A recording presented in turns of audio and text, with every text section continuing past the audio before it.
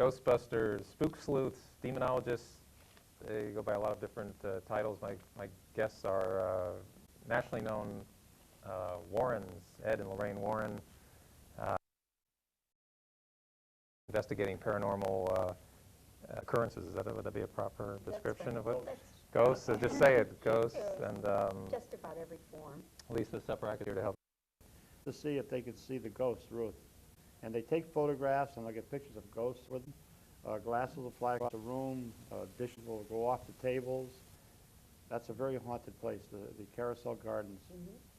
I've always wondered just about that phenomenon itself, the moving objects. Ghosts, because they're portrayed as something, you can put your hands through and, What happens, Miggs, is that they can solidify the atmosphere to any extent they want.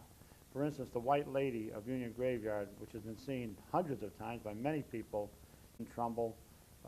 Sometimes, in fact, there was one night when 3 transformers were burning down in Monroe. And firemen were called out, police officers were called out.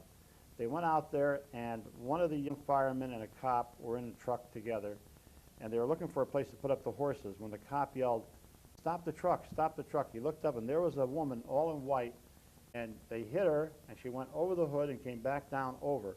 Now, there's a convent right there, and he thought he must have hit a nun. He said to himself, "My God, I'm going straight to hell." She came out, and to see what was going on. They jump out of the truck, the cop and the fireman. They look around the sides, nothing. There was a lady who was right in back of him in a car, and she's yelling, "What's the matter with you? Couldn't you see that woman? Couldn't you see her?" And the cop says, "There is no woman." She looks under the truck. She jumps back in her car, and she takes off. That was a solidification which occurred because the atmosphere was full of electromagnetic energy and electricity. The electricity was used to solidify this ghost to the extent it was almost like cement. A lot of times when you're in a haunted house and you try to walk stairs or come downstairs, all of a sudden you hit a block, a solid wall. That's because the atmosphere solidified to that extent. Only the other night there was a case of where a family would go into this room and their sheets would be cut to ribbons. The pillows would be cut to ribbons. They were frightened out of their skulls because of this, because they figured, well, it could happen to the sheets, it could happen to us. So I was trying to figure out, how could that happen? What it does is to solidify part of the atmosphere into what we call a psychic knife. And it's so sharp that it can actually cut the sheets or the blankets or whatever. I received slashes on my arms from such psychic knives.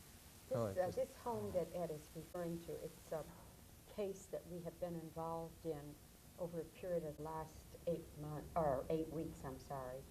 And we have gotten many photographs, psychic photographs and like that in the home. But it appears to be your typical poltergeist home where you have this slashing and all taking place.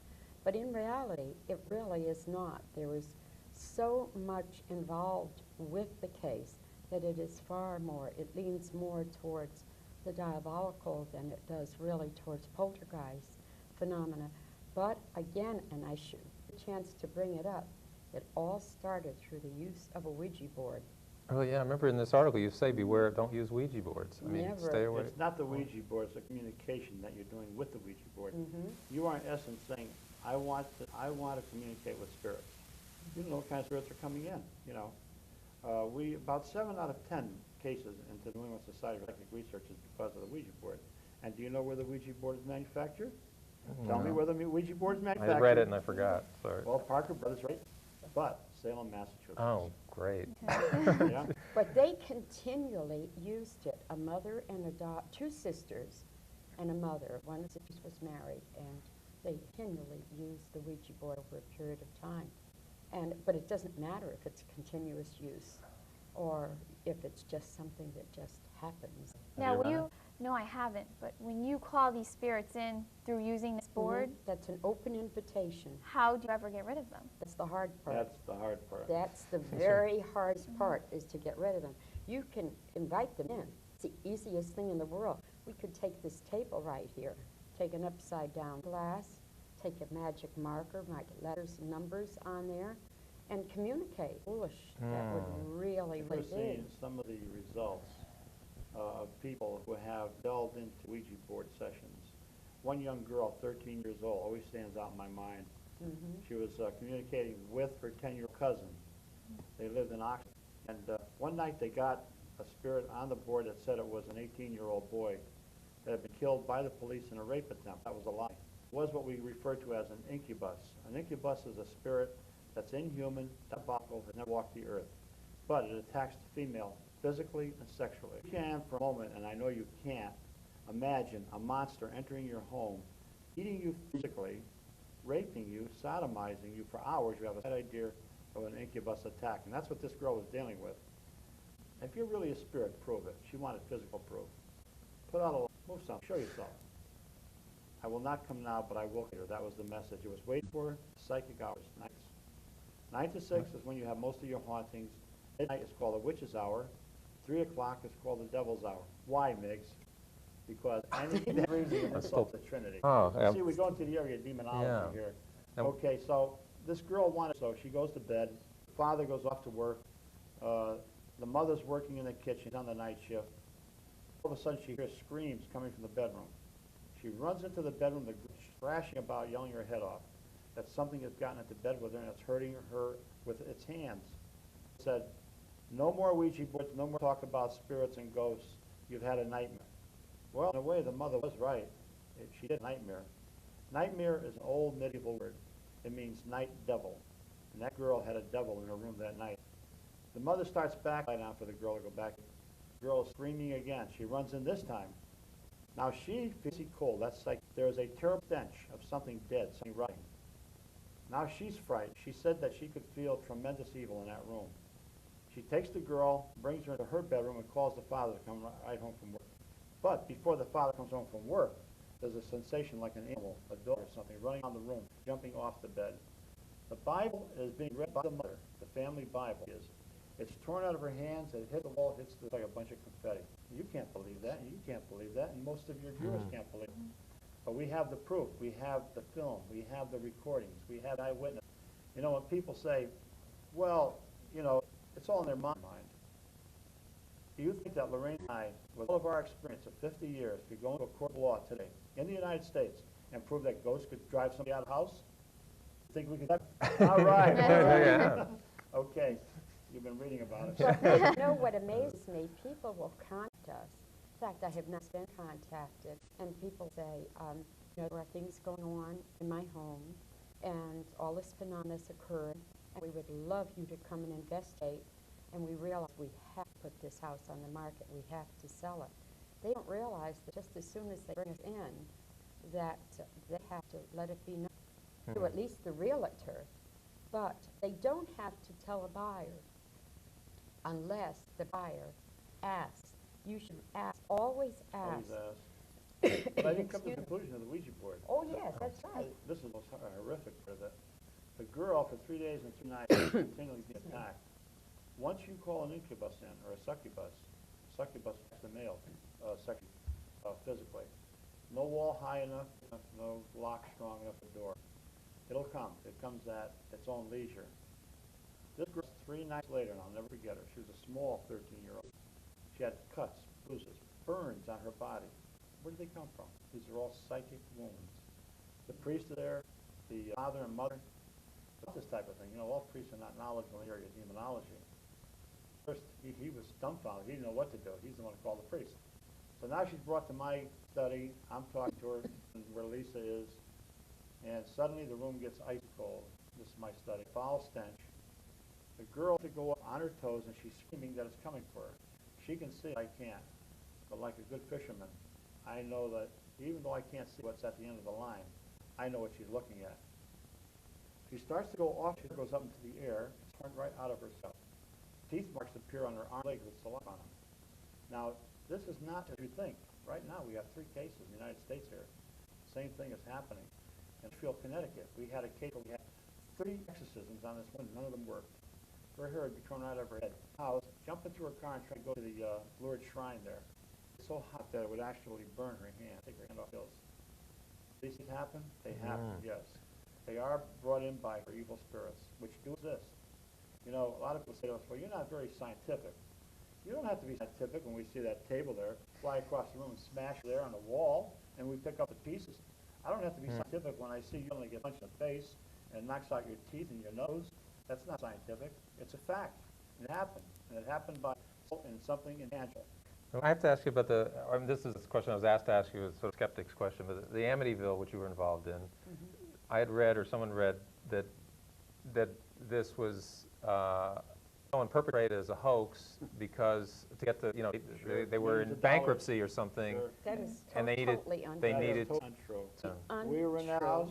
We were with the Georgie, Kathy Lutz and their children. We spent 3 nights in that house. We met them in California. We stayed with them for 2 weeks. I want to tell you, stories were started by police department and by Newsday, the biggest paper in Long Island. One of the murders on Newsday was the son of the police chief. They were getting so much vandalism that they thought the only way they could get rid of it is a hoax and go home. right. But let me 'Cause they were- say this, though, where this family is concerned. Were you supposed to talk? Suppose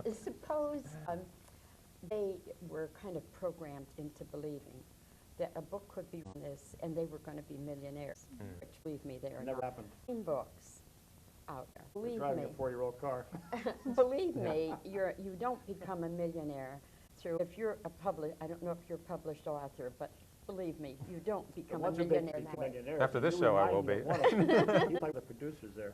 Yes, And yes, yes. the producers became millionaires. Yes. Jay Anson, the author. Yes. The Lutzes were not millionaires. No, they were not. They were distributing leaflets in California mailboxes. No, That's they- how much they became. No. And when I hear these stories, it makes me sick because when always do, any famous case in Bridgeport, the Lindley Street case, 3 days and 3 nights, police, ourselves, neighbors, the good family, watching these things are flying up in the air, breaking, smashing, burning. 3 days later, they said the little kid did it. 9 years old, 70 pounds. The kid did it. While standing around there, she could move a 450-pound refrigerator right out in front of us, and we didn't know how he did it. Well, speaking of breaks, we have to take a break. And this is a little 12-year-old kid told me so. So we'll be right back with Warrens.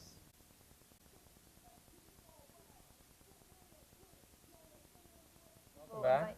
I'm sorry. Well, we're back okay. with the Warrens and Lisa. Actually, Lisa, do you want to, before we're going to show a videotape of some really incredible sightings, but that were taped. Sure, I just have a question yeah. for you. Once you invite these spirits in and you have told us some stories that occur, what happens to these people? How do they go on living normal lives? And Oh, well, That's interesting. our job when we go in there is not just listening to people's ghost stories, but we have to go in there and then document the case. And because we are coming from more or less a religious standpoint, Ed and I are both Roman Catholics, but we're very No, ecumenical she where means the what happens to the families, right? Yes. Yes. Then we bring in clergy of their faith in having the home blessed or exorcised, whatever might be needed. But many times, people don't abide by their spiritual responsibilities, and things have a way of filtering right back in again. But to finish off the question I was discussing regarding property and the buying of a home where tragedies had occurred, you must put in writing your request about any type of tragedy or anything paranormal. Was there repeated divorces, problems of excessive violence where police were involved with this home? And if you do, it has to be related to you. That was a precedent that we set in the courts in 1990 that is affecting the United States. I'd like to tell you a little bit about this house that I brought the clip on. This was in Van Nuys, and Lorraine and I were out there, well, almost 20 years ago. And at that time, we were called into that home. We told the landlord who was leasing the house, close the doors, lock it up. This is a house of evil. Couples went in there after he sold the house to another guy. He leased it out, but nobody ever stayed longer than a month. And, you know, they'd lose their money. Well, this young couple goes in there, and you'll hear them. They're in silhouette. They are so frightened by what happened to them that they are scared that if they were not in silhouette, that this spirit would find them and do the same thing again. They move in. They're a happy couple. Suddenly there's arguments and fights. She's trying to kill him. He's trying to kill her. They go out of the house. Everything's fine. They come home one night, and they go to open up the door, and the doorknob is hot to the touch. They get it open, and it's like 100 degrees in there. The refrigerator door is open. All the food in the freezer and the refrigerator have gone bad. Big argument starts. Suddenly, he looks in back of her, and he sees what we call a shadow ghost. It's a huge black thing, and you'll see part of one in this film. As they go down the hallway, they have, well, let me finish with these two first. You see that they run, the thing comes after them, they slam the doors, but it comes right through the door, it hits this guy with a solid punch, breaks his jaw, breaks his eye socket, and breaks his nose and knocks his teeth out. Now people say, a ghost can't hurt you. Well, what is that? A ghost can hurt you. And this is not just a ghost, it's an inhuman spirit. So they bring in Christopher Chavone, who is a scientist, he's a parapsychologist, he's a young fellow, but he has a lot of bucks behind him. He sets up all of his instrumentation in the house, light meters, heat meters, movement heaters, infrared, you name it. They leave these here cameras on. They leave the house. 16 months they're doing this. You'll see only naturally part of what happened. It first shows cameras are set up in a hallway, and they're in a room looking down the hallway. If you look at the floor on the right-hand side, you will see a dark shadow start to move all along. Then you will see the door close at the other end and the other door close. Then you will see where they have the cameras set up on another night, and suddenly a small ball falls across the floor that was just sitting there, a helmet, a motorcycle helmet, and then you see boxes flying across the room. Drawers will open up, doors will be slamming, and then you see the electromagnetic energy from the spirits destroying Shut the camera. We better get, Yeah, we're running out of otherwise time, it's not so why don't we gonna have time roll for the it, tape in there, Al, and After that, we better show it. we'll get a look. Was broken right here. There was a break in my eye socket. There was some damage to the ligaments in my eye, so my eye now kind of hangs a little lower on this side than it does on the other side. It's not very noticeable, but not like my nose. But on this side, my tooth here was cracked down below my gum line down to the root, so they had to, that's all gone now. Desperately trying to understand what had happened, they contacted Christopher Chacon of the Office of Scientific Investigation and Research. Chacon and a team of investigators spent 16 months trying to find out just what had gone on in the Van Nuys house. One of the initial steps in our investigation was to set instrumentation inside the house, again, to try to basically get a baseline, a correlation of normal phenomena and abnormal phenomena in the environment. Chacon and his team found a high level of unusual activity. This is actual footage of his investigation. Now here, this is again an unmanned camera which was static, set up for 72 hours. At the other end as well is another camera with a microwave imaging system. Now if you look off to the right side of the hallway, we pick up a distortion, or commonly a shadow. It's moving down the hallway, and there it is now crossing farther down the hallway. It's moving downward, and as it enters the threshold of the door, we suddenly see the door in the back. It is responding to movement. Now the unusual thing is we also are monitoring basically the general environment of the house. There are no brushes of air, there is no doors, windows open. All the door jambs are level and even. These doors would not be swinging normally. And the equipment is again beginning to monitor more as both of these doors move. Okay, now at this point we have an unmanned static camera, night vision. Nobody is in the house for another 72-hour period. As we pick up the movement, as you see the roll of tape going across the floor, and then the case and the helmet movement as well. What's going to take place is basically some of the most remarkable footage that we've documented during the first beginning of this investigation. As you can see in a moment, doors and drawers, cabinets are moving. Our other instrumentation did pick up fluctuations taking place in the environment, background radiation fluctuations, electrostatic fields. In a moment, the vibration that's taking place, or the phenomena, we should say, is moving across the kitchen toward the camera. Now it's affecting the camera. We speculate on that because what you're seeing is an effect on the magnetic tape itself, and the fluctuations are continuing. After this was over, when we found the camera, it was severely damaged. we couldn't walk by each other without feeling this extreme anger toward one another, and there really might not have been anything specific that happened. There was a look that came over his face that was so terrifying to me, as though he could have walked into the kitchen and grabbed a knife and stabbed me to death. I could not say a civil word to anyone in my family. And when we'd leave the house, we would feel completely differently almost instantly. The feeling of hostility was gone. There are hauntings that take place all across the country, all over the world, and for the most part, they're harmless. And many people find them as being fun, actually, to have that type of phenomena around.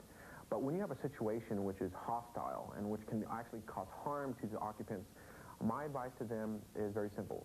Simply get out. Welcome back with Ed and Lorraine, and that was pretty startling, especially the one in the kitchen when the thing really started to Yeah, what you disintegrate were and- looking at there at the beginning, as I said, was they had the cameras all set up in the hallway, and a shadow ghost came through the hallway. You could see it on the floor much clearer than you could on the wall. Went all the way back, one door opened up and another door closed. And then the second part, you've seen first the tape fly across the room, then you've seen the motorcycle helmet, and then the drawers opening and closing. We couldn't hear it here, but they'll hear it there. The doors opening, closing, slamming. Now this is not Hollywood hype. This is what happened in this house. This is what happens in many houses that Lorraine and I go into, and this is what we see. Can we give out the number of the Society for, the New England Society Yes, for Psychic of course. Research? What's that number? 203, well, it's Is it- local. Yes. okay. 268-8235 for families who do have problems. If you have a ghost in a house, who are you going to call? Yeah, the Warren. Now, yes, any of that, I was asked about that in the Ghostbusters with all these, those kind of instruments like detecting, Yes, the energy. The energy. Oh, Is yeah, there the such a Gauss thing? meters. Yeah. Yes, we use them all the time. oh, Well, the Gauss meter tells you about the electromagnetic energy. In other words, if I bring it over there and I see it's a high reading, I know that there's something there. I can't see it physically, but she can see it, and I know it's there. And that's what we use. are you a skeptic, Lisa, or do No, I you believe yes. before this? But no, But no experience. no. No experience. The only thing I had close to when in college, they did a thing where we all sat in front of a mirror, and maybe Oh. this had to do with, and you lit candles, and it was like 6 of us. Crystalmancy. Yeah, What's that's that called? Crystal Nancy. Okay, what's that about? Because Well, we did see faces. I yes. mean, and I was a Oh, yeah. skeptic, but faces appeared behind us. It was Yes, crazy. yes, that's crystal mancy. You actually are using the mirror as a reflection tool for the spirit. Yeah, so it a did lot of college kids are doing this. They Yeah, and still I are. went- I Speculum, think. speculum and crystalmancy, that's what you were doing. And is that an age-old Oh, technique? yeah, it goes way back Yes. to the Greeks. Mhm. Yep. Oh, we And still what have you kids do is doing you it. actually conjure up a spirit in the mirror. A lot of people will be driving along at night, especially like by places like Union Graveyard. They look in their mirror and they see a face in that mirror. They think it's in the back of the car. But what the spirit has done is projected its image onto a mirror surface or a shiny surface. A lot of people along that area, in fact, there was 3 people killed here about a year and a half ago. No reason for it. They just drove off the road and hit a tree. They said, well, ghost. No, it was deers. It was rabbit, something. But in my estimation, there was something in the road that frightened them so badly that they swerved that car and hit that tree and killed themselves. But this here is called crystalmancy. You can see a ghost on the windshield of your car. Young man who went up to a place called Dudleytown, which is a cursed village, up in, was that Well, it's where Warren, Cornwall, Kent come together. He was supposed to meet some friends up there, and they didn't show up. He got frightened. He looked at his car, and he could see what he described as a ghost over the car. He got so scared, he ran and jumped in the car. He took off. But when he got down on the main highway, was that Route 7? Yes, he was going south on 7.